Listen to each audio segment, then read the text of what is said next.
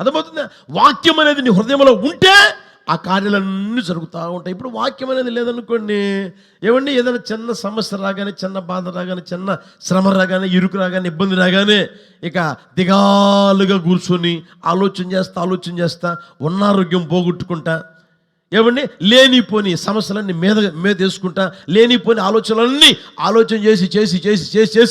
చేసిన తర్వాత ఏమైనా జరిగిందా, ఒరిగిందంటే ఏమీ ఒరగదు, ఏమీ జరగదు. అక్కడ అర్థమవుతుంది, ఏమీ జరగదు, ఏమీ ఒరగదు.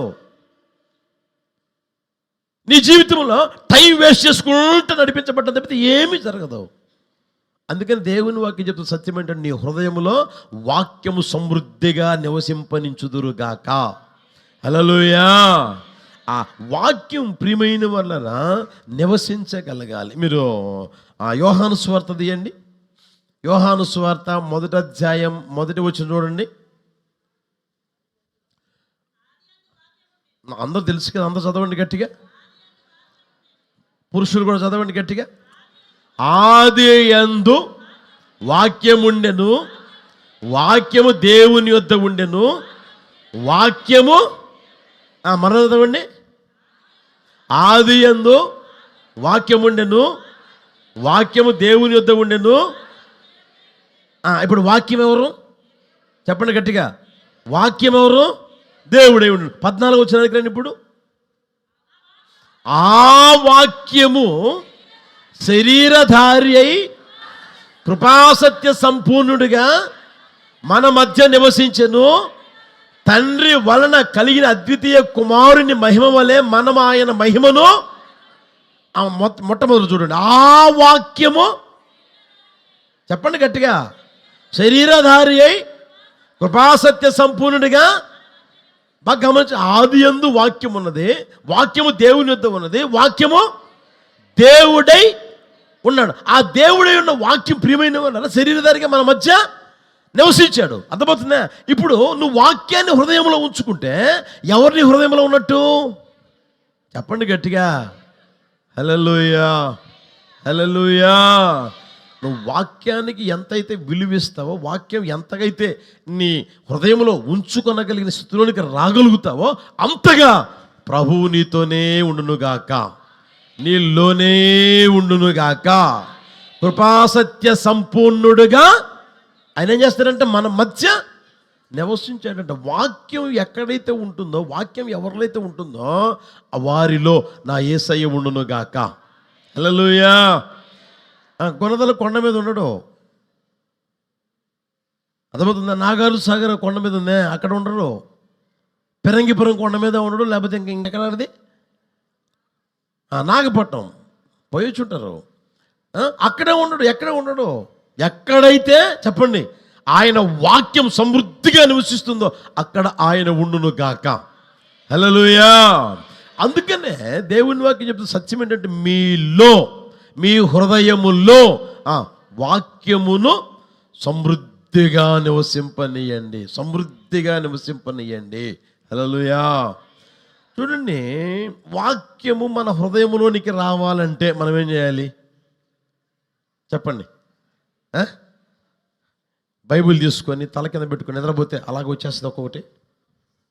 ఆదికాండం, నిర్గమకాండం, లేవ్యాకాండం, సంఖ్యాకాండం, దినవృత్తాంతముల పుస్తకం అన్నీ వచ్చేస్తాయా? కీర్తనలు, సామెతలు అన్నీ వచ్చేస్తాయా?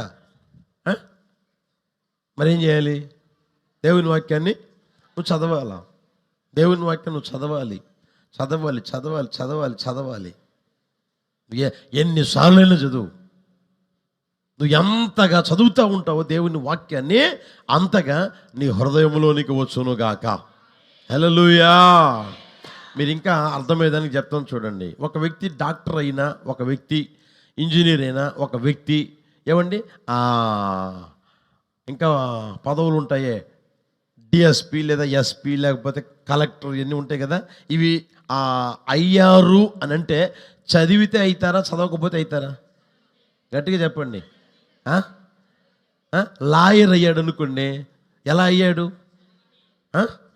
ఆ మధ్య మీరు విన్నారు కదా, ఈ లాయర్ గారికి ₹1,00,00,000 అంట, ₹1,00,00,000 గంటకి ₹1,00,00,000 అంట అని విన్నారు కదా. అంత విలువ ఎక్కడి నుంచి వచ్చింది ఆయనకి?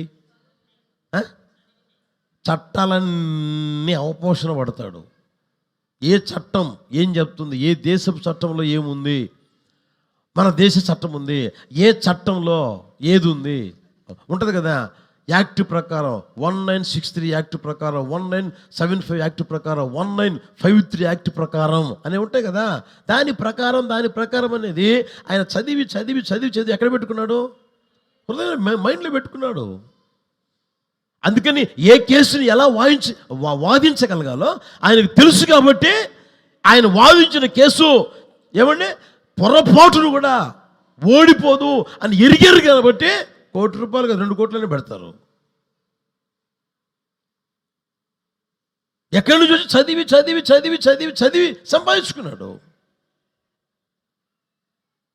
నీ వ్యక్తిగత జీవితంలో అవి సంపాదించుకోకపోయినా ప్రియమైన వాళ్ళరా, పరలోక సంబంధమైన చట్టం నీ హృదయంలో ఉండాలి కదా. అర్థమవుతుందా? ఎవరు పరలోకానికి పోతారు, ఎవరు ఆశీర్వించబడతారు, ఎవరు దీవించబడతారు, ఎవరు బంగారు వీధుల పట్టణంలో నివసిస్తారు, ఎవరు ఆయన చేత కట్టబడుతున్న ఆ నివాసంలో ఉంటారు అని ఉన్నాయి కదా. దేవుని చట్టం ఉంది కదా. దాన్ని నువ్వు చదివితే కదా నీకు అర్థమయ్యేది. చదివి హృదయంలో ఉంచుకుంటే కదా నీలో ఉన్న ఏమంటే లోక సంబంధమైన పాపం, లోక సంబంధమైన అలవాటు, లోక సంబంధమైన జీవితం నీలో నుంచి దూరం అయిపోయేది, నీలో నుంచి తప్పిపోయేది. మందిరానికి వస్తున్నట్టు సరిపోద్దా? దేవుని వాక్యాన్ని వింటున్నట్టు సరిపోద్దా? వింటూ ఉన్న నీవు చదివి ఆ వాక్యాన్ని హృదయములో ఉంచుకొందువు కాక. హల్లెలూయా. ఎంతగైతే దేవుని వాక్యం నీ హృదయంలో ఉంచుకుంటావు ప్రియమైన వాళ్ళారా, అంతగా నీ వ్యక్తిగత జీవితంలో ఏమండి పాపము తొలగిపోతూ ఆ దుష్ట స్వభావాలు ఉన్నాయే, సమస్త దుర్నీతి ఏమండి, దుష్టత్వము, లోభము, ఈర్ష్య, మత్సరము, నరహత్య, కలహము, కపటము, వైరము, ఏమండి కొండెగాండ్రుగా మార్చబడడం, అపవాదులుగా ఉండడం, దేవద్వేషులుగా ఉండడం, హింసించే వాళ్ళుగా ఉండడం, ఇవన్నీ ఒక్కొక్కటిగా తొలగిపోతానే. ఏమంటే ఎందుకంటే వాక్యం నీలోనికి వస్తూ ఉంది కదా. యేసయ్య అట్టి కృప చూపును గాక. హల్లెలూయా. కనుక ప్రియమైన వాళ్ళ ఆమెకు సమయం ఉన్నా సరే, సమయం లేకపోయినా సరే, మీరు గమనించండి, సమయం లేదని తినడం వల్ల నేను చూస్తున్నాను. కడుపుకు తినడంలే, మరి కడుపుకు తిన్న సమయం పక్కన పెట్టరాదు, తినేదాన్ని కూడా తీరిక లేదండి. అట్లాగే ఉండరాదు ఒక 10 రోజులు, అసలు తీరిక లేదండి. ఉంటారా? ఒక పూట తినకపోయినా రెండో పూట, ఆ పూట కూడా తినకపోతే అర్ధరాత్రి కూర్చొని దెయ్యాల్లాగా తింటారు కదా. అవునా కదా? మరి దేవుని వాక్యం చదవగలుగుతున్నావు అర్ధరాత్రి అయినా సరే, అరే ఈరోజు చదవలేదే, నేను దేవుని వాక్యాన్ని చదవలేదే అని చదవగలుగుతున్నావా? దానికి విలువ ఇవ్వగలుగుతున్నావా?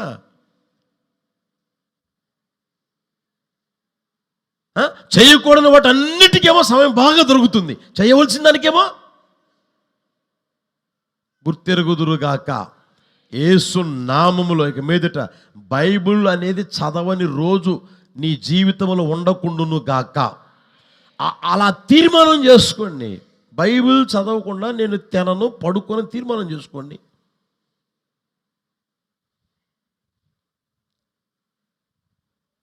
అర్థమవుతుందా?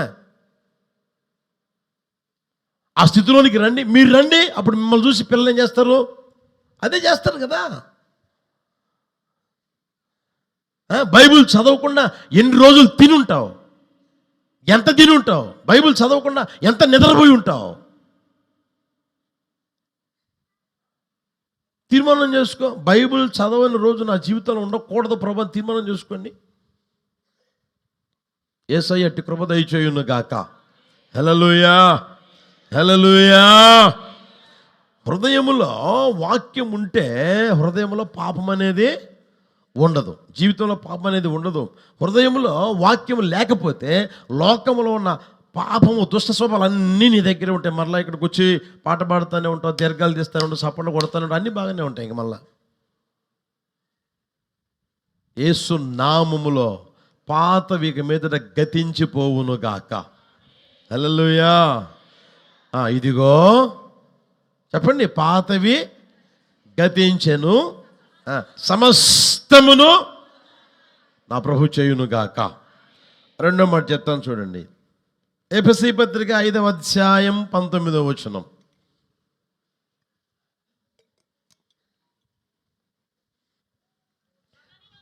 అందరు చదువుతారా?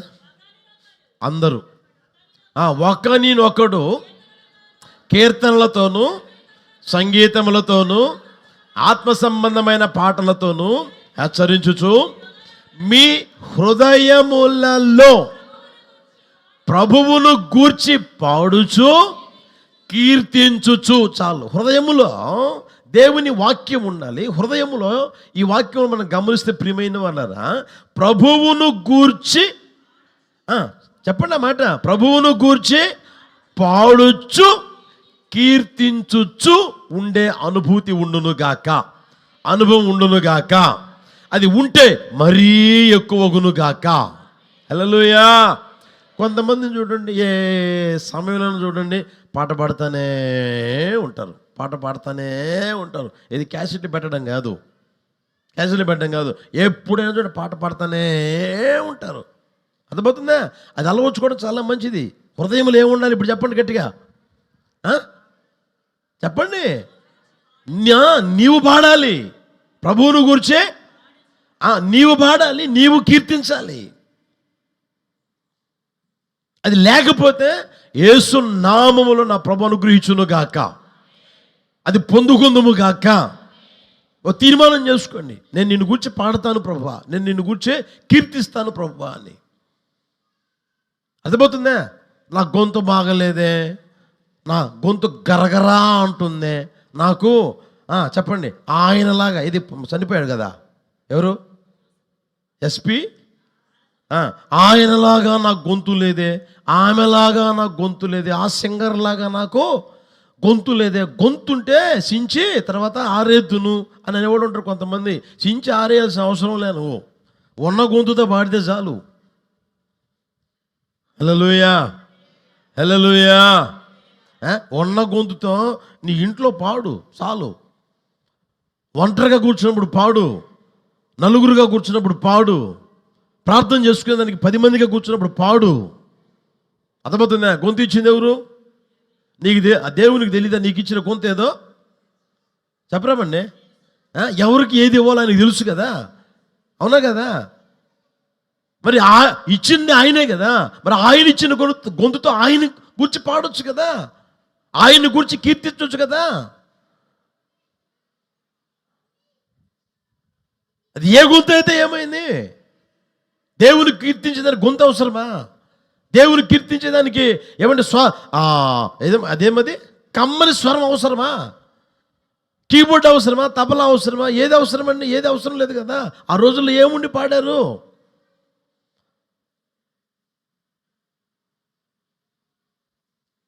ఆ రోజుల్లో కీబోర్డ్ ఉందా? తంబూరంలో సితారాలు బైబిల్లో ఉన్నాయి, అవునా కదా? ఆ రోజుల్లో అవి ఉన్నది, అంతకు మించినవి ఉన్నాయా? లేవు కదా. ఉన్నవాడితో పాడారు కదా. నీ దగ్గర ఏమీ లేదు, నీ దగ్గర స్వరం ఉంది, అలాగే పాడుదువు గాక. హల్లెలూయా. నా దేవుడు ప్రియమైన వాళ్ళరా, నువ్వు ఏ రాగంలో పాడుతున్నావు, ఏ తాళంలో పాడుతున్నావు, తాళం ఉందా, తాళం పోయిందా, స్వరం కరెక్ట్గా ఉందా, ఇవన్నీ ఉన్నాయా? ఏమీ చూడడం. అవి చూసేది ఎవరంటే మనిషే చూసేది, దేవుడు ఎప్పుడు చూడడం. అర్థమవుతుందా? దేవుడు ఏం చూస్తాడా అంటే నన్ను గూర్చి పాడుతుందా లేదా, చాలంతే ఆయనకి. హల్లెలూయా, హల్లెలూయా. అర్థమవుతుందా? కనుక ప్రియమైన వాళ్ళరా, అక్కడ రాయబడిన మాట మీరు గమనిస్తే, హృదయములలో ప్రభువును గూర్చి నువ్వు ప్రభువుని గూర్చి పాడాలి. ప్రభువును గూర్చి, యేసయ్యను గూర్చి నువ్వు పాడాలి. ఎవరిని గూర్చో కాదు, మనిషిని గూర్చి కాదు. అర్థమవుతుందా? రాజకీయ నాయకుడిని గురించి కాదు, తెలిసిన వారిని గురించి కాదు, లేకపోతే ఇంకొకరిని గురించి కాదు. ప్రియమైన వారు కొంతమంది చూడండి ముఖస్థుతి చేస్తుంటారు కదా, ముఖస్థుతి చేస్తూ ఉంటారు. అబ్బా ఏం పాడావన్నా పాట, ఎరగదీసావన్నా అంటూ ఉంటారు. అంటే ఎవరిని ఇప్పుడు ఈయన పాడింది ఎవరి గురించి చెప్పొచ్చుగా. ఆయనేమో దేవుని పాట పాడాడు, ఈయన ఏ పాట పాడాడు? అబ్బా ఎరగదీసావన్న పాట. ఏం పాడావన్న పాట అంటారంటే ఈ వ్యక్తి ఎవరిని ఇప్పుడు పాడిందే? నువ్వు ఎవరి గురించి పాడాలి? యేసయ్యను గురించి పాడుదువుగాక, అట్టి కృపతో ప్రభు నింపునుగాక. కొలస్సీ పత్రిక 3వ అధ్యాయం 16వ వచనంలో కూడా చూస్తే అక్కడ అదే మాట ఉంటుంది చూడండి. సంగీతములతోనూ కీర్తనలతోనూ ఆత్మ సంబంధమైన పద్యములతోనూ ఒకనికి ఒకడు బోధించుచు బుద్ధి చెప్పుచు కృపాసహితముగా మీ హృదయములలో దేవుని గూర్చి, ఎవరు గూర్చంట? దేవుని గూర్చిన గానం నీకుండును గాక. హల్లెలూయా. నచ్చిన మనిషిని గురించి, నచ్చిన ఏమండి వ్యక్తిని గురించి, మెచ్చిన వ్యక్తిని గురించి కాదు నీ గానం ఉండాలి. నీ నోట పాట రావాల్సింది నచ్చిన మనిషి, మెచ్చిన మనిషి కాదు, నా యేసయ్యని గురించి గానము చేయుదువుగాక. హల్లెలూయా. ఇశ్రాయేలు ప్రజలు ప్రియమైన వాళ్ళరా, ఆ ఐగుప్తు దేశం నుంచి నడిపించబడుతూ ఉన్నప్పుడు ఎర్ర సముద్రం ఎదురైంది. ఎర్ర సముద్రం ఎదురైతే వాళ్ళందరూ వచ్చి మోషే దగ్గర కాస్త కోప్పడతా, కాస్త గట్టిగా మాట్లాడుతూ ఉన్నారు. మాకు ఐగుప్తులో సమాధులు లేవని, ఇక్కడ ఈ అరణ్యంలో చంపేదాన్ని తీసుకొచ్చావా, ఈ సముద్రం చంపేదాన్ని తీసుకొచ్చావా అని మాట్లాడుతుంటే ఆయన చేసేది ఏమీ లేక ప్రభు దగ్గరికి వెళ్ళి, ప్రభా ఏం చేయమంటారు ప్రభు అంటే, దేవుడు అంటాడు నీ చేతిలో కర్ర పెట్టాను కదా, ఆ కర్రతో ఇట్లా అనరా అన్నాడు. అర్థమవుతుందా? ఆయన కర్రతో ఇలా కొట్టగానే దేవుడంట పీల్చిన గాలి వదిలాడు. ఏ గాలి? పిలుస్తామా తర్వాత వదులుతాం కదా, ఆ గాలి వదిలాడంట. రాయి నీ నాసికా రంధ్రముల ఊపిరి వలన అని ఉంది. పీల్చిన గాలి ఎప్పుడైతే దేవుడు విడిచిపెట్టాడో, వదిలాడో, ఏమంటే ఆ గాలి అలా ఈయన బాహు ప్రక్కనే వచ్చి 2 పాయలుగా చేసేసింది. ఎర్ర సముద్రం 2 పాయలుగా మారిపోయింది. ఏమంటే ఆ సముద్రంలో మార్గం ఏర్పడితే ఆ సముద్రంలో ఏమంటే వీళ్ళు నడిచిపోతా ఉన్నారు. అలాగే నడిచిపోతామని ఐగుప్తులు ప్రయత్నం చేసి మునిగిపోయారు. ప్రియమైన అన్నారు. ఎప్పుడైతే వీళ్ళు బయటకు వచ్చారో 15వ అధ్యాయం మొదటి వచనం చూడండి. నిర్గమాకాండం 15వ అధ్యాయం మొదటి వచనం తీసారా? నిర్గమాకాండం 15వ అధ్యాయం మొదటి వచనం. అప్పుడు మోషేయు, అందరు చదవండి అన్నమాట. మోషేయు అంటే నడిపించే నాయకుడు, తర్వాత ఆ నడిపింపు క్రింద ఉన్న ప్రజలు ఇశ్రాయేలీయులు. అర్థమవుతుందా? మోషేయు ఇశ్రాయేలీయులను యెహోవాను గూర్చి, హల్లెలూయా, అర్థమవుతుందా? మోషేయు ఇశ్రాయేలీయులను దేవుని గురించి పాడుతానే ఉన్నారంట. పాడి పాడి పాడి పాడి ఆయన నామాన్ని ఘనపరిచారు, మహిమపరిచారు. హల్లెలూయా. ఈ రోజున మీకు చెప్పేది అర్థమవుతుందా? పాట పాడేటప్పుడు మీరేం చేయాలి? గట్టిగా చెప్పండి. మైకు తీసుకుని పాడేవాళ్ళు ఉంటారు. మైకులో పాడేటప్పుడు నువ్వేం చేయాలి?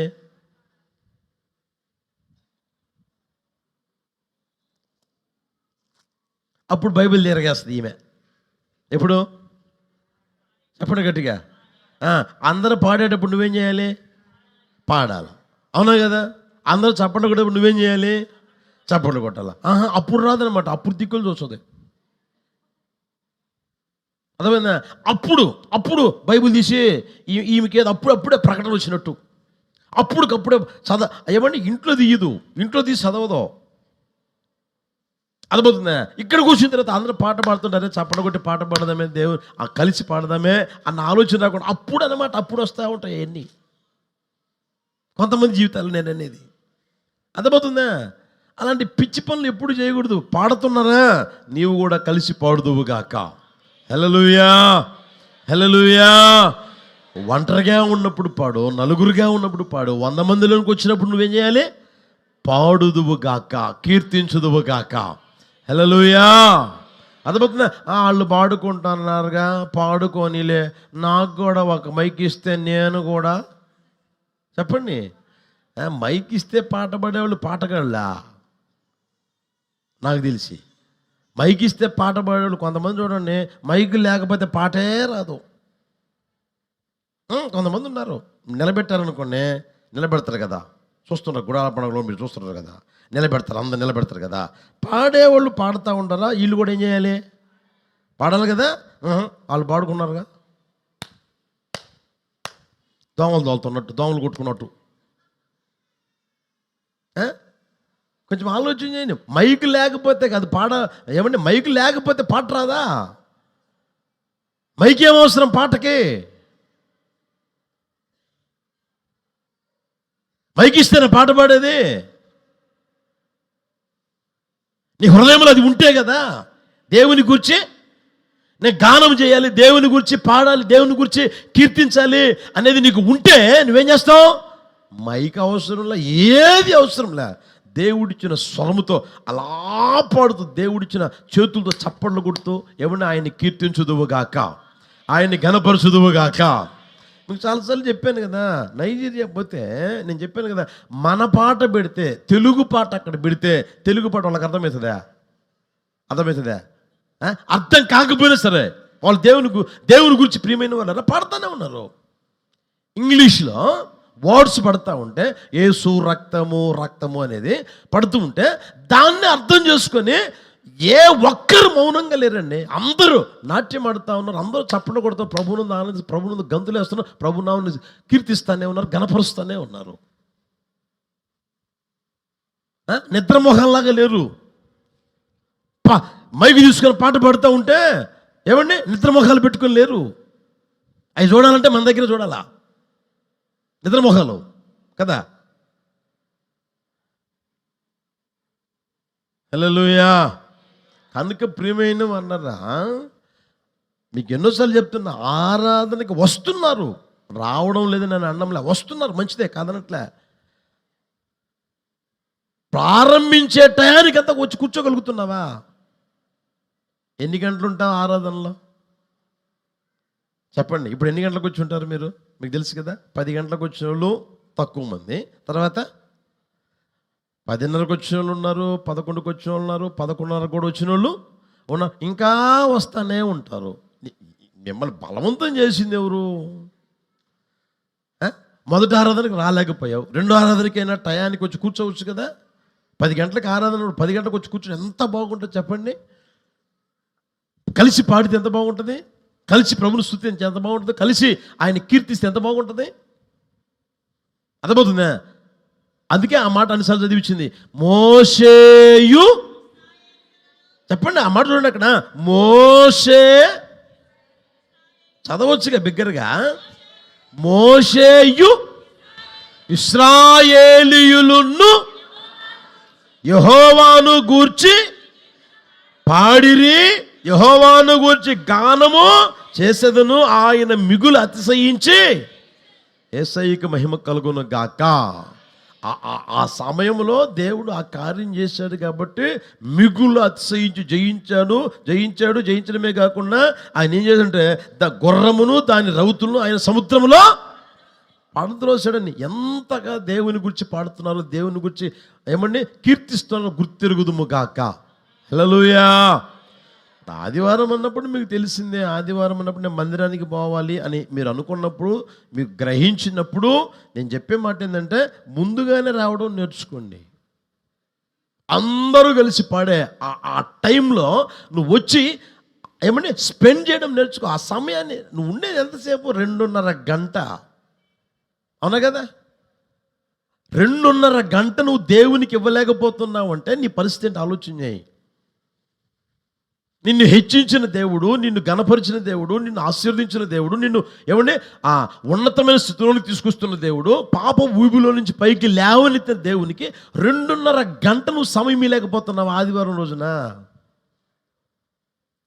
ముందుగానే వచ్చి కూర్చోలేకపోతున్నావా?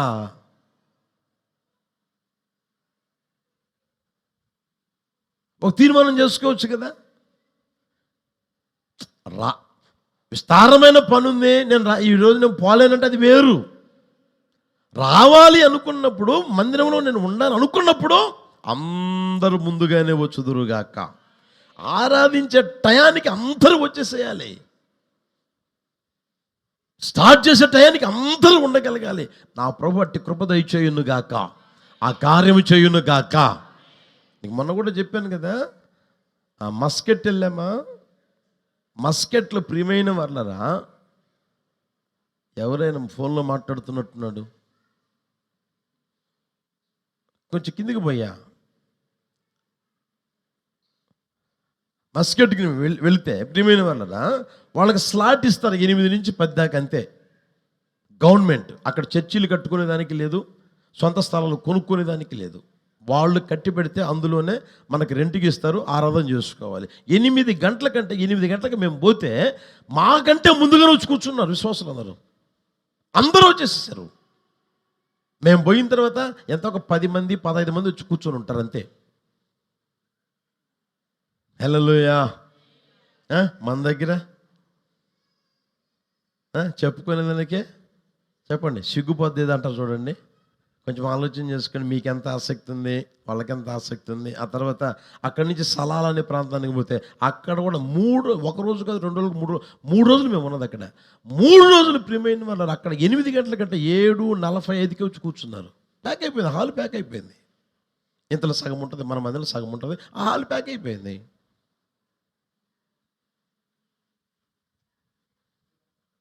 అర్థమవుతుందా? కొంచెం గుర్తెరగండి. 4 గంటలకు ఆరాధనని ఆ రోజు ఇక్కడి నుంచి వచ్చారని చెప్పేసి 3:45కి ఆరాధన ఉంటుందని చెప్పాడు ఆ పాస్టర్ గారు. 3:30కే వచ్చేసారు, అందరూ కూర్చున్నారు, అందరూ వచ్చేసారు, ప్యాక్ అయిపోయింది. నా దేవుడు వారిని ఆశీర్వదించునుగాక. హల్లెలూయా. కనుక ఏ రోజైనా గమనించండి, దేవుని గూర్చి పాడేదానికి, దేవుని గూర్చి కీర్తించేదానికి నువ్వు ఎలా ఉండాలంటే ముందుగానే ఉందువుగాక. హల్లెలూయా. ఆరాధనకి నేను వెళ్ళాలి, ఈరోజు ఆదివారం కదా, తప్పకుండా దేవుని సన్నిధిలో ఉండాలి అని అనుకున్నప్పుడు అందరికంటే ముందు నీ ఉందువుగాక, అట్టి కార్యం ప్రభు చేయునుగాక అని పక్కన పెట్టండి. ఎంత పనులండి, ఏం పనులండి, ఎప్పుడు చేసాయిగా.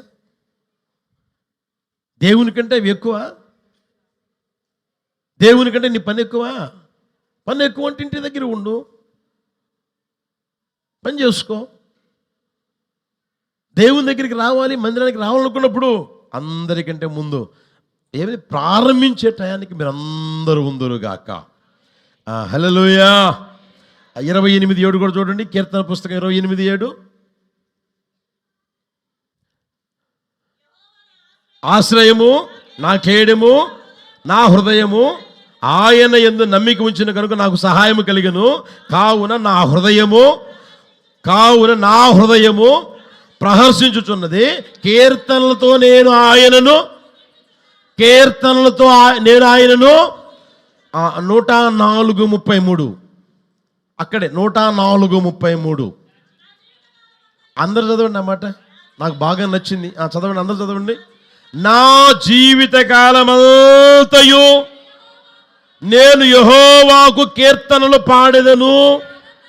నేనున్నంత కాలము నా దేవుని, నా జీవిత కాలమంతయు యెహోవాకు కీర్తనలు నేనున్నంత కాలము. ఆ తీర్మానం చేసుకోండి. హల్లెలూయా. యేసు ప్రభు వారు కూడా ప్రియమైన వాళ్ళరా ఈ లోకంలో సంచరిస్తున్న రోజుల్లో కీర్తనలు పాడి ఒలీవల కొండకు వెళ్ళిరి అని ఉంటుంది. కీర్తనలు పాడి ఒలీవ కొండకు వెళ్ళారు. ఏది ఇక పట్టుకుంటారండి, తీసుకుపోతారండి, ఆ తర్వాత ఆయన చిత్రవద చేస్తారండి, ఆయనకి అన్యాయమైన తీర్పు తీరుస్తారండి. ఏమండి ఆ తర్వాత అక్రమకారులు ఒకరిగా ఎంచుతారు, సిలువలో వేలాడదీస్తారు, ప్రాణం పోతుంది. అది గడిస్తే అయినా సరే దానికి ముందు కూడా ఆయన పాట పాడి వెళ్ళారు. అంతటా వారు కీర్తన పాడి ఒలీవల కొండకు వెళ్ళిరి అని రాయబడింది. ప్రియమైన వాళ్ళరా,